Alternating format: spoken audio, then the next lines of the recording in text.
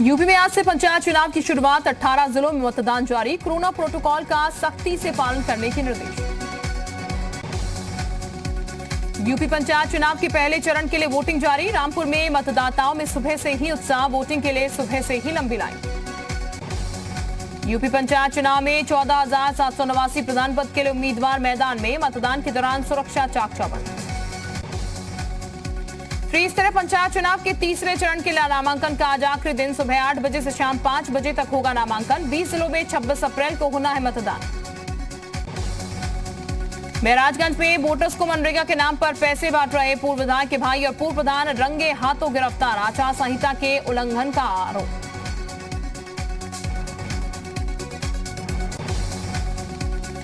UP में भी पैर पसारने लगा कोरोना। बीते 24 घंटे में आए 20,510 नए मामले। इस दौरान कोरोना से 68 लोगों की मौत।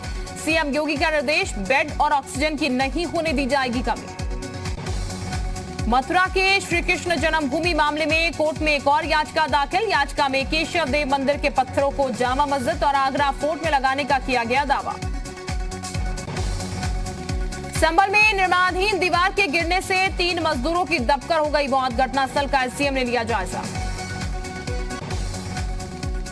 ग्रेटर नोएडा में पुलिस ने छापेमारी कर देह व्यापार का खुलासा किया। मामले में 4 महिलाओं समेत 10 लोग गिरफ्तार। आपत्तिजनक सामग्री भी बरामद। नोएडा के सेक्टर 14A में एक नाले में युवक का शव मिलने से इलाके में सनसनी। पुलिस मामले की जांच में जुटी। फिरोजाबाद में श्रद्धालु से भरी ट्रैक्टर ट्रॉली पलटी। हादसे में 20 से ज्यादा लोग हुए घायल। सभी को अस्पताल में कराया गया भर्ती। अमेठी में आयुष्मान भारत योजना के भ्रष्टाचार का मामला आया सामने। सीएमओ ने मामले में जांच के बाद कार्रवाई की कही बात। ललितपुर में तेज रफ्तार ट्रक ने टैक्सी को मारी टक्कर। हादसे में टैक्सी बेकाबू होकर पलटी। मौके पर ग्रामीणों ने टैक्सी में फंसे लोगों को बाहर निकाला। बरेली के थाना फतेहगंज पश्चिमी इलाके के एक प्रधान प्रत्याशी पर दलित युवक और उसकी पत्नी के साथ मारपीट का आरोप। वोट देने से मना करने पर पिटाई का आरोप। आगरा के नैनाना जाट में पोलिंग बूथ पर एक प्रत्याशी की मौजूदगी पर हंगामा। प्रत्याशी पर पीठासीन अधिकारी के साथ मिलकर फर्जी बैलेट पेपर तैयार करने का आरोप। नोएडा में अडानी समेत 10 कंपनियां करेंगी 3,870 करोड़ का निवेश। 50,000 से ज्यादा लोगों को मिलेगा रोजगार। अथॉरिटी ने सभी कंपनियों को किया जमीन का आवंटन। मथुरा में गोवर्धन क्षेत्र में जंगल में उठी आग की लपटों ने कई गांव के जंगलों को किया राख। घंटों की मशक्कत के बाद फायर ब्रिगेड ने आग पर पाया काबू। सुल्तानपुर में बढ़ रहे कोरोना संक्रमण को रोकने और लोगों को जागरूक करने के लिए एसपी ने संभाला मोर्चा। फोर्स के साथ किया फ्लैग मार्च।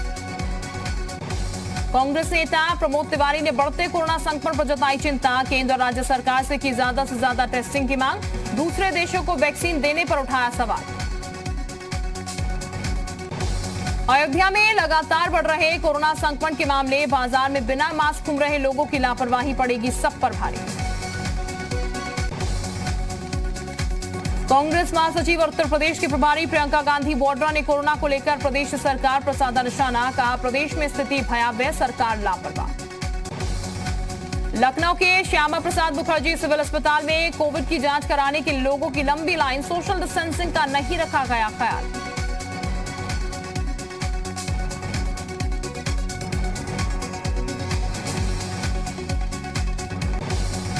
धार्मिक स्थलों में एक बार में 5 ही लोगों की इजाजत पर एएमयू के प्रोफेसर और पूर्व विवादाध्यक्ष ने किया विरोध। चुनाव को आगे बढ़ाने की भी मांग।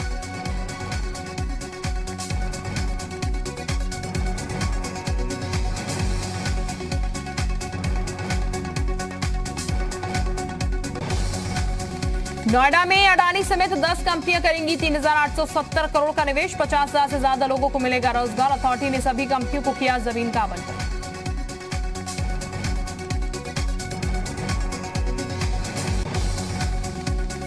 मथुरा में गोवर्धन क्षेत्र में जंगल में उठी आग की लपटों ने कई गांव के जंगलों को किया राख। घंटों की मशक्कत के बाद फायर ब्रिगेड ने पाया आग पर काबू। सुल्तानपुर में बढ़ रहे कोरोना संक्रमण को रोकने और लोगों को जागरूक करने के लिए एसपी ने संभाला मोर्चा। फोर्स के साथ किया फ्लैग मार्च।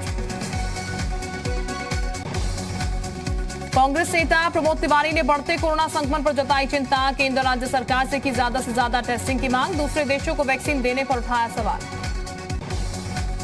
अयोध्या में लगातार बढ़ रहे कोरोना संक्रमण के मामले, बाजार में बिना मास्क घूम रहे लोगों की लापरवाही पड़ेगी सब पर भारी।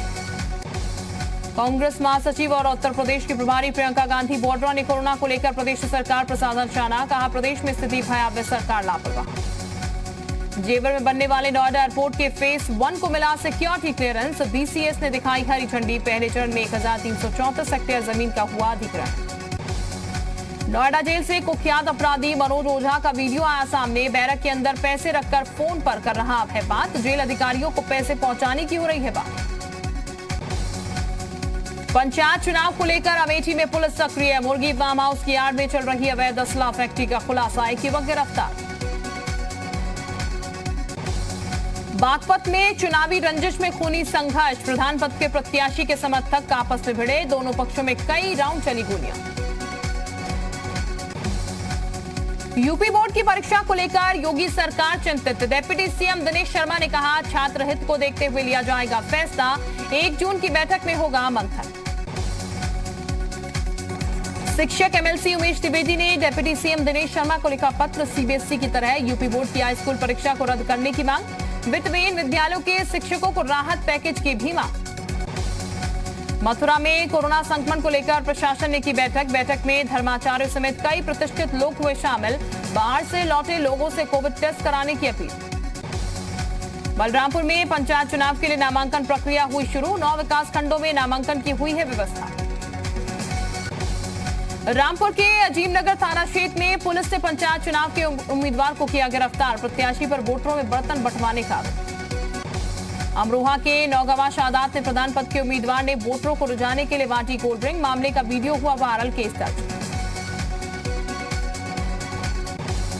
लखीमपुर खीरी में पंचायत चुनाव की तैयारियों को लेकर प्रशासन अलर्ट, डीएम और एसपी ने नेपाल बॉर्डर की गौरी फंटा पोस्ट पर सुरक्षा व्यवस्था का लिया जायजा। सहारनपुर में शॉर्ट सर्किट से एक दुकान में अचानक आग लगी, घटना से दुकानदारों में हड़कंप, लाखों का सामान जलकर खाक।